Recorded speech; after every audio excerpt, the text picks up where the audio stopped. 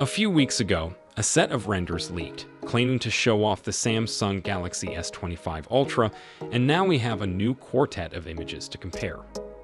The newest images come to us courtesy of Android Headlines and regular leaker Steve Hemmerstoffer from OnLeaks. More on the leaked images later in the video. The Samsung S24 Ultra has been an excellent flagship phone with a great design, battery, and camera system. The S24 Ultra comes with the latest Snapdragon 8 Gen 3 chipset, offering the best battery life and performance in its segment. Recently tested it against the newly launched iPhone 16 Pro Max, and surprisingly, it beat the iPhone in battery life. So, it's obvious we should expect some good upgrades in the Samsung S25 Ultra as well.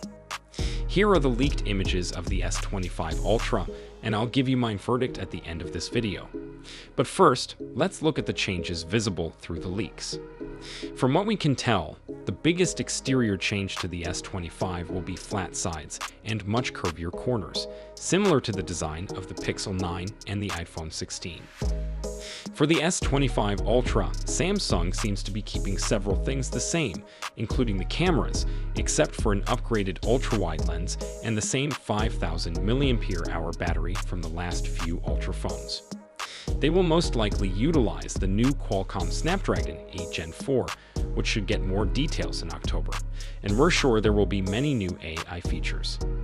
It should also be noted that there is no S Pen or SATA card slot in the renderings. However, we highly doubt that Samsung will remove its stylus from the Galaxy S25 Ultra, as that would be a considerable change. These leaks and renders are likely intended for phone case companies, so the absence of the SATA card tray and S Pen slot can be overlooked for now. It's always a good idea to take early leaks like these with a grain of salt. So, what's my opinion on the leaks? Well, if these leaks are true, I would be very disappointed. I think I'm not the only one who liked the older design of the Samsung S24 series. The older design looked more unique in the crowd. I don't understand why companies have an obsession with squared edges. First Apple did this, then Google followed, and now Samsung seems to be doing the same. Honestly, phones nowadays feel too similar to each other, with just different camera housings. This is your host Ayush signing off. Don't forget to like, share, and subscribe.